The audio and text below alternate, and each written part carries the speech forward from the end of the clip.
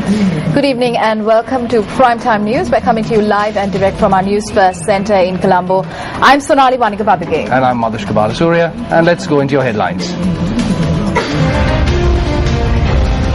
Headlines on News First at 9. LTTE networks are using money to bribe politicians in the West, President Rajapaksa says in an interview. UN Human Rights Chief Navi Pillay says that physical reconstruction alone will not bring about lasting peace. Fast Unto Death campaign launched by Venerable Teripahe Sirida Matero concludes. The total weight of the haul of heroin discovered in Orogodavata stands at 250 kilograms. Unprecedented crowds flocked to the family fiesta in Negombo. Well, the Fast Unto Death that was launched by Venerable Thera was called off today. Madhushka, the Fast Unto Death was, of course, launched by Venerable Teripahe Sirida Matero this afternoon. Yes, that's right, Sonali. And the Venerable Thera called off the hunger strike following discussions with the police. Venerable Teripahe Sirida Matero launched a Fast Unto Death campaign last night in protest over the recommencement of operations at the factory in Ratupassola, which came under much controversy. A group including residents from Ratupassola, police officers and representatives from the factory convened at the Valiveria police station this morning for a discussion. A heavy security blanket was in place in the area today.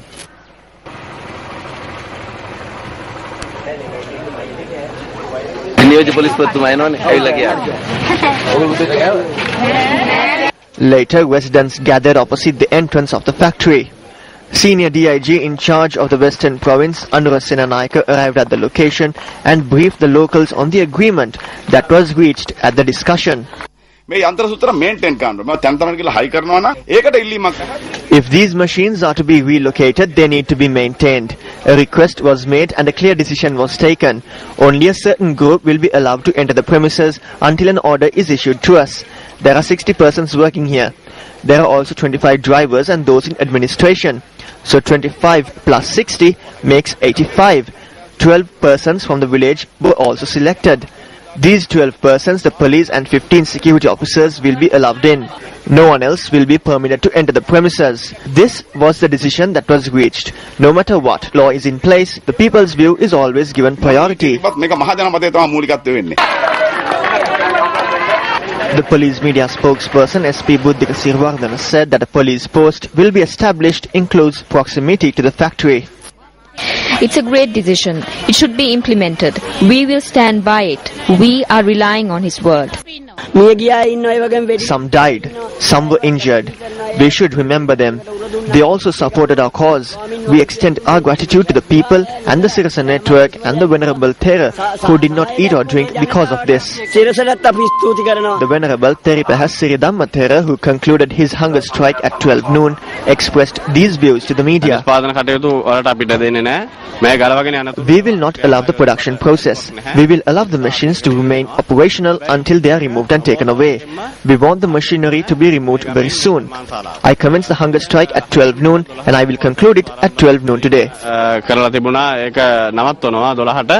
The employees who were inside the factory left the premises amidst police protection.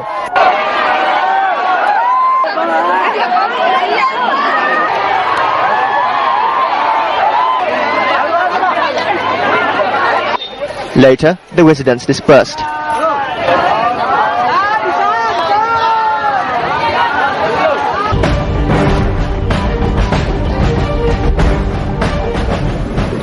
The President says that peace is behind the economic growth in the country. That's right. The President made this statement while during an interview with Greg Sheridan of the Australian newspaper. President Mahinda Rajapaksa has expressed confidence that Sri Lanka will be able to sustain 6% economic development and noted that peace is a driving force being in this economic growth. He said, quote, "Without peace, you cannot have development, and without development, you cannot have peace. But the biggest achievement of all is the peace itself," unquote. Speaking on the topic of criticism from external parties, the President had said that outsiders are welcome to visit the country and see for themselves the development taking place. President Rajapaksa added that Shogam will provide Sri Lanka with an opportunity to showcase the nation to the world and promote the country as a transport, shipping and energy hub. The interview published on the Australian highlights President Mahinda Rajapaksa's belief that the LTTE international network and the LTTE sympathizers are deeply involved in people smuggling. The President also accuses the LTTE networks of using money to bribe politicians in the West to take an anti-Sri Lankan government line. During the interview, President Rajapaksa also stated that he is happy with Australia's policies on illegal migrants, adding that he wants Australia to take a hard line by refusing to allow illegal arrivals by boat any chance of permanent settlement in Australia. He had gone on to note that Sri Lanka is spending money to stop illegal migrants to Australia, adding that the country has been able to stop more than 4,000 would-be illegal migrants from travelling to Australia. UN Human Rights Chief Navi Pillay, who is on an official visit to Sri Lanka, says that her next move cannot be predicted as the United Nations Human Rights Commission is an intergovernmental body. She made this comment exclusively to News First Shamir Russell-Dean. Closing the stable door after the horse has bolted. Was this the way the UN acted in terms of Sri Lanka, Madam High Commissioner? If there was suspicion during the final stages of the war, why wasn't it raised at that point itself? Why now? I had the opportunity when Sri Lanka came up for before a special session in the Human Rights Council to ask these very questions, to point out that the facts coming to us during the final stages were that atrocities, war crimes and crimes against humanity were being committed based on the factual information that poured in. But since none of us knew the truth of the matter, I called for an international investigation, so did other parts of the international community. The international community, and you have stressed more than one occasion, Madam High Commissioner, that there needs to be more progress with regard to human rights in Sri Lanka. What is the yardstick in which human rights is measured, and how would the Sri Lankan government know at the end of the day that they have achieved progress? If the government just keeps its ear to the street, you'll understand what it is people are asking for. What would be the next step as far as Sri Lanka is concerned? I can't predict what the next steps would be, because this arises from an intergovernmental body. But I have it's not only me, the High Commissioner for Human Rights, whoever succeeds me has a mandate to keep the lens on every country to ensure that human rights are protected. So that will continue. The full interview with Navi Pillay will be aired in the near future. Meanwhile, addressing a media briefing in Colombo today, UN Human Rights Chief Navi Pillay says physical reconstruction alone will not bring reconciliation, dignity or lasting peace. Following the conclusion of the visit undertaken by Navi Pillay, the UN Human Rights Chief in Sri Lanka, a media briefing was held in Colombo today. It is important everyone recognizes that although the fighting is over, the suffering is not. Wounds will not heal and reconciliation will not happen without respect for those who grieve. Physical reconstruction alone will not bring reconciliation, dignity or lasting peace. Clearly, a more holistic approach is needed to provide truth, justice and reparation for people's suffering during the war. There are a number of specific factors impeding normalization, which, if not quickly rectified, may sow the seeds of future discord. These are by and large to do with the curtailment or denial of personal freedoms and human rights, or linked to persistent impunity and the failure of rule of law. She also expressed the following views.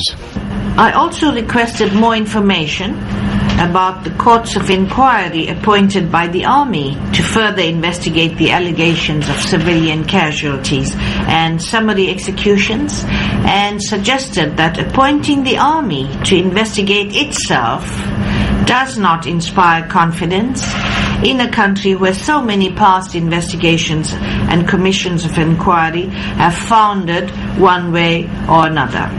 Unless there is a credible national process calls for an international inquiry are likely to continue. Navi Pillay during the media briefing spoke about some disturbing aspects of her visit.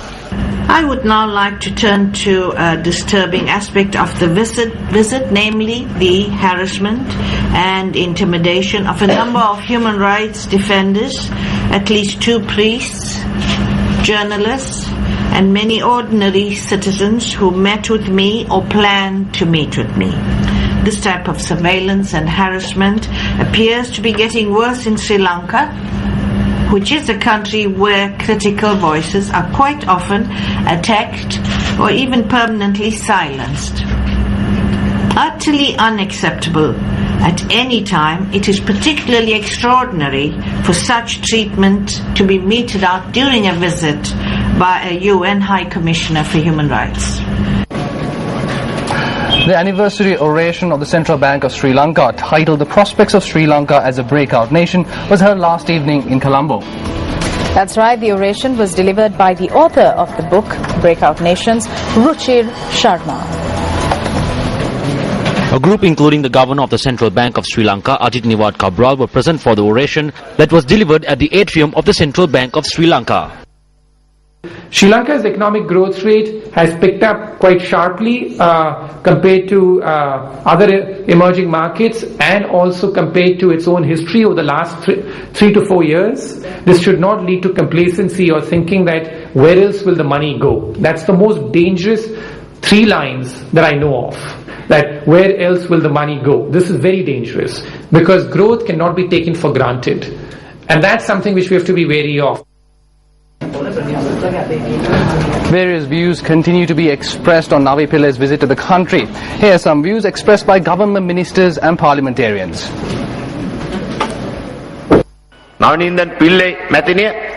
Navi Pillay is in Sri Lanka to look into human rights in the country. It is good that she came here because many people criticize her. I say that individuals like her should come more often to our country. Look at the amount of relief and the freedom the Tamil people have in the north. During the time of terrorists, it was not the case. Look at the roads that have been built. Pillay and everyone else arrived in the country subsequent to the defeat of the Tigers. We are preparing to hold a fair investigation.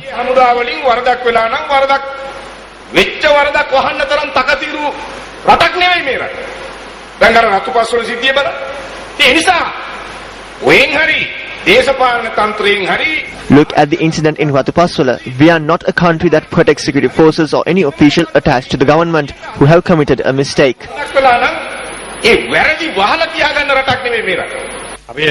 Our government could have stopped her visit to the country, but we did not do so. We did not have a need to do so because we did not have anything to hide. Showcasing the country is a benefit for us. Not only Navi Pillay, everyone who speaks out against us should be brought down to our country.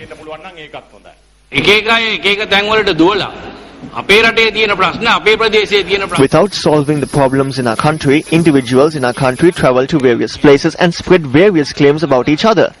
Now people from other countries are coming to investigate these issues.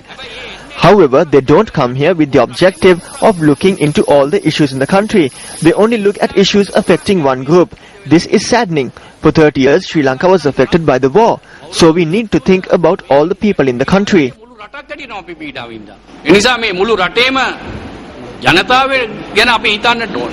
A resolution was adopted in March against us in Geneva. She came here on a fact-finding mission through this resolution. The Darusman report was compiled by Yasmin Suka, another South African. What is the connection between Pillay and her? They are best friends. Will an individual who came to Sri Lanka to look into the merits and shortcomings of her best friend's report write anything against it?